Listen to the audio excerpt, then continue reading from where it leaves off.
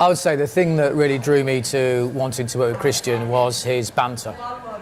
His banter with the girls. I want to see the coach actually doing it for real, not just a coach sitting in a room talking about it. I actually want to see them actually approach girls and get numbers and stuff.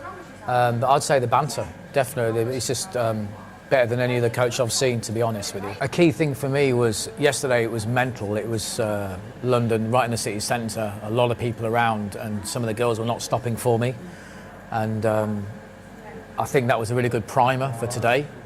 I just felt the girls were more receptive. So even the very first conversation I had today, she was receptive, and that just set me off on a really good note. And I just built on that actually. So I think that's a key thing. Is I started hard, and then in a sense it was a bit of an easier environment today. Yeah, yesterday definitely gave you a taste of hard mode.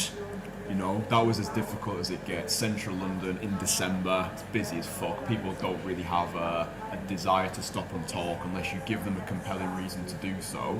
So I'm happy yesterday we had that experience. You left feeling disappointed, which in a very strange, twisted way, I was happy about, because it meant for me you were going to come today and you're either going to crash and burn or you were going to do extremely well for yourself. And I think it shows who you are as a person, because I think a lot of guys would get that sense of disappointment and they just think, oh, what's the point? It's too hard. I'm not going to do it. I'm just going to, just stay at home, wallow, swipe on Tinder and get fuck all anyway. So I commend you for coming out on day 2 and just getting stuck in from the get-go. I think you make a good point. I think the first conversation you have dictates how the rest of your session is going to go. I think you need that first conversation to go well. So I would suggest for you when you come out is to approach a woman first and foremost. The first one that you do, approach someone who looks as though she's going to be more on the friendly, receptive side, just to give your mind an opportunity to get that positive reinforcement. There's nothing wrong with starting off your session. If you are feeling quite socially anxious, or maybe you had a shit day yesterday, starting off with a few easier type of approaches.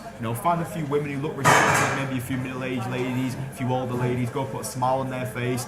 That'll get the positive momentum going, and then it just tells your brain that this is cool to do, and you're going to be stacking those wins. Does that make sense? Absolutely. I mean, one thing I've been doing is